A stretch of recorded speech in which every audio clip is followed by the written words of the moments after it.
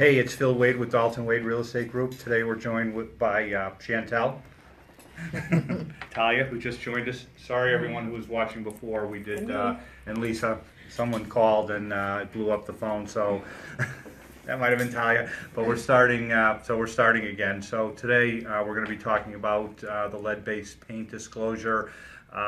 Usually we like to talk about, doing more business, things of that nature, but unfortunately sometimes, or fortunately compliance things, do need to be discussed. And usually, I much more prefer, chatting about, doing more business, but sometimes, I'll see things regarding a compliance thing, or I'll be asked a question that I thought the person should have known. And it sort of spurs on these more, kind of compliance type training. So today we're going to talk about the lead-based paint disclosure. Very important. It's part of our file. It has to be complete, and it actually, the important thing is that it's completed correctly. So it applies for any house built before 1978. If it's after 1978, you don't have to worry about completing the form, but if it's 1978 and previous, the form needs to be completed, and it needs to be completed correctly. It is a federal law. And if you think about it from sort of a social point of view, you'd hate to have, a young child, you didn't inform the buyer about the requirements, and then, the child ate the paint, and it would be terrible, and everyone would feel terrible. So this way, if we complete the form, we've done a good thing, and we've also made sure our compliance is in order. So all right, so let's kind of get into it. So who needs to complete the form? Talia, who needs to complete the form? Well, there's one form that we have to complete, but also the seller And and the buyer. right, Yes. and There's agents. agents.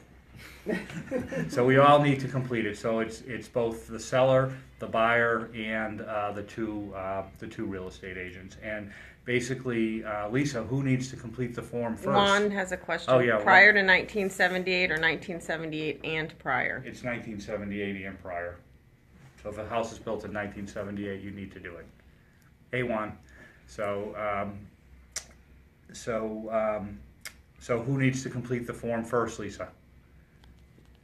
The seller and the listing agent. Right. So basically, when you're getting the listing, as part of that process, as part of them signing the listing agreement, you would have them sign the lead-based paint disclosure and inform them, as to kind of what the lead-based requirements are.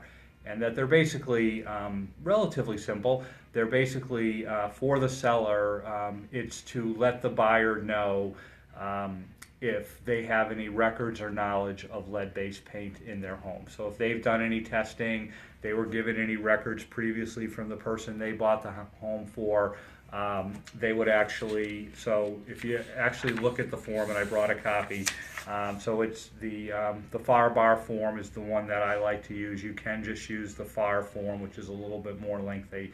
But basically, you fill in the buyer, the seller. Well, you don't have the buyer, excuse me. You fill in the seller, the property address. You have the seller initial it, and then the seller's piece is up top. So they either know about lead paint or they don't. So if they know about it, there's basically three boxes that they need to check, or at least read. They know that there's lead-based paint in the house, so they would check that. Or the seller has no knowledge or no records. 98% of the folks, they have no knowledge, no records. They don't know, they don't want to know, and that's certainly fine. And then if they do know, then they have to provide the buyer with any records, any tests, anything that they know about if there's lead-based paint in their house. And then so you'd have them check those boxes. So initial up top, it kind of tells you, and then you as the listing agent, you sign it as well. And then you also acknowledge that you've informed your client as to what their requirements are. You know, a lot of times I find people don't even, like agents, read the form. Read the form. It pretty much tells you what to do. So as you're getting that listing, so you're signing them up with the listing agreement, and then this is just, part of that. They would sign this, they would complete this, you sign it, and then you initial it, and then you actually sign it as well. And then, okay, so now you're going to be putting in the listing. So you're putting in the listing, you've got the listing all ready to go, and then you hit, live. So you've made the listing active. And then once you've done that, you have the ability to upload attachments. So this would definitely be something you want to upload and put it right on the MLS listing. So that way, when you get an offer, the buyer is able to, and the buyer's agent, they're able to complete the form so that we're all in compliance, everything is done, everything is signed correctly. So, all right, so let's maybe talk a little bit more about the real world. So if you think about it, so as a listing agent, the house built before 1978, listing agreement, lead-based paint disclosure put on, attached on the MLS. Okay, so now you're the buyer's agent, and the house is, 1950, and you're ready to submit an offer. And then you go to the attachment section on MLS, and there's no attachments.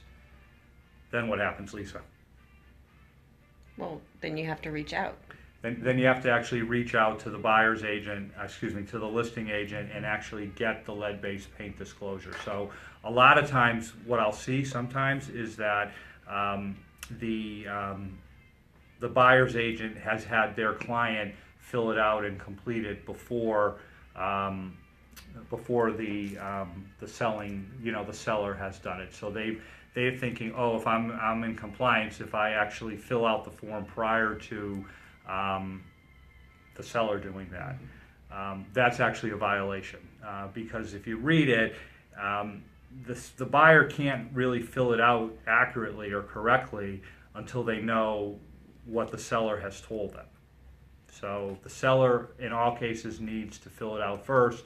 If you're the buyer's agent, you need to get on that listing agent. I mean, you can still submit the contract, to kind of get that process and that ball rolling, but then you want the lead-based paint disclosure from that listing agent.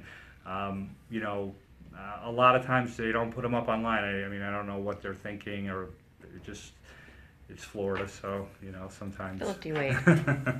Uncalled for. I'm sorry, but so.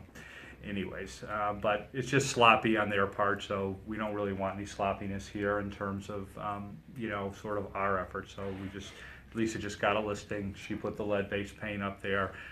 She doesn't have to worry. When the offer comes in, it's completed. So, chase down the lead-based paint form from the listing agent, and then so kind of back to sort of the buyer. The buyer agent responsibility. So responsibility one is there's a pamphlet that needs to be given to your client so that they can read about the issues surrounding possible lead-based paint in their house, how to mitigate that, and then the question then becomes, are they going to want to do a lead-based paint test, or are they wanting to sort of waive their rights? So, Lisa, maybe you can comment on that. So one of the options is for the buyer is waiving the rights to conduct their assessment, and this just means that they're choosing. What if they have a child under the age of 6? Well, they can still waive their rights, but by federal law, if you have a child under the age of 6, you are required to mitigate the lead-based paint situation, which is kind of hard to do. Within how long? It's actually 2 years, I 90 think. days. Oh, see, I didn't know. Thanks for putting me on the spot. Anyway, so again, it's an important topic, and it's something everybody should really know about. So here's kind of in practicality what happens. So you have two groups of people. You have somebody that actually does have children under the age of 6, or you have, a young couple who are thinking of having, children and are purchasing this home. So, basically, and then you have people that, are never going to have children, or they're older, or what have you. And then they're going to ask, well, what should I do? What do you think? And that question may come up, as, for you as the real estate agent. So kind of what I do in that case. So if they don't have kids, or there's really never going to be a child under the age of 6 living in the home for an extended period of time, just waive the test. I mean, you're probably not going to, because the downside of it is if you do the test and then it comes back that the house does have lead paint, and then you purchase the home, then you have to disclose that when you go to sell it, because now you know that there's lead-based paint. If you don't do the test, then you don't know for sure, and then you can answer the question of if you're selling the house. I don't know, because you don't know. Now, if you have children under the age of 6, again, the requirement is that no child should be in a home that has the possibility of lead-based paint. So they can still waive the test, they can still purchase the home, but then within 90 days after that, they're supposed to have it tested, and if they do find lead paint, it's supposed to be mitigated from the house. Are there lead-based paint police out there? No. So I mean, is somebody going to actually come in and check? Probably very, very, very, very small. That probably never will happen. But just as being a good parent, you would want to make sure you're not subjecting your kids to being in a home that potentially has lead-based paint.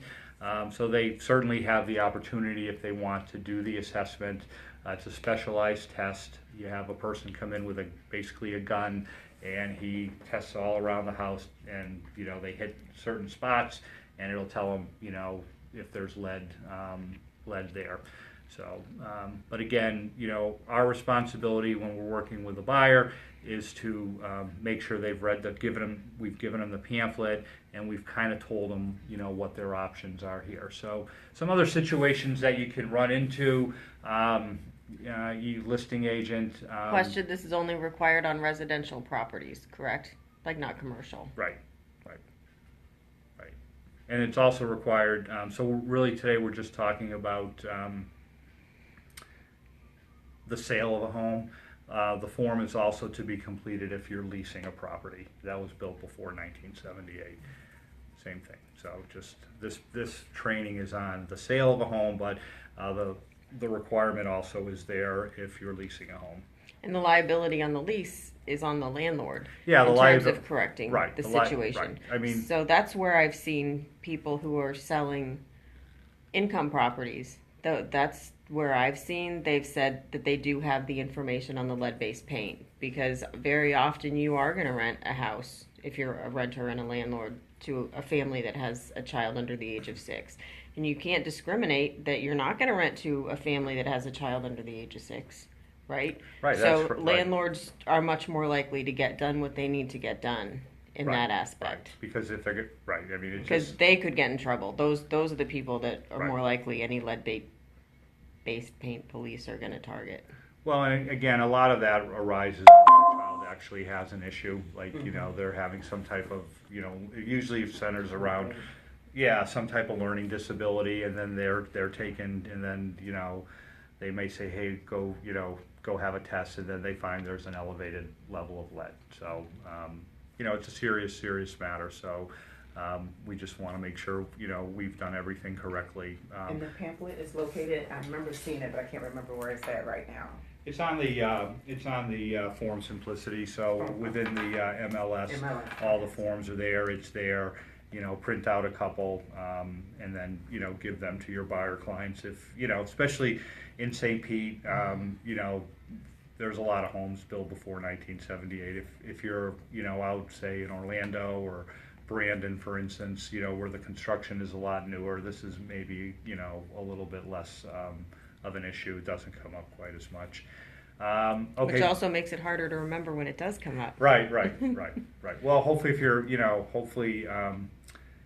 again, if you're the buyer's agent, the listing agent has done what they're supposed to do right at the beginning and put the thing up on, the MLS, and it's just there.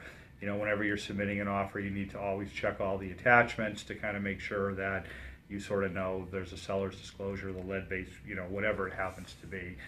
The other thing that comes up, the house was built in 1960, you're the listing agent, and then they say, oh, well, it was completely gutted down to the studs. Do you still need to complete the form? Yes, right. Yep. So sometimes, even though the house has had a complete remodel, the form, so there's no exception whatsoever on, if the house is 1978 or before, the form needs to be completed. See if there's anything else that we were going to chat about.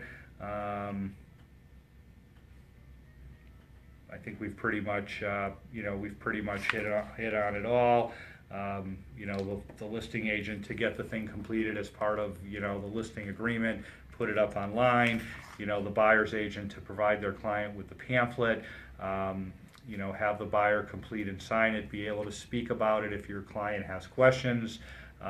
Submit the completed form with the offer, and then if you're the buyer's agent, don't fill it out before the seller, does it. So, any questions? Any questions in Periscope land?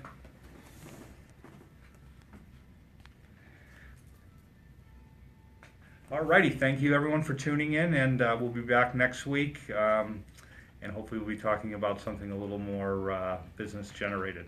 Talk to you soon. Bye.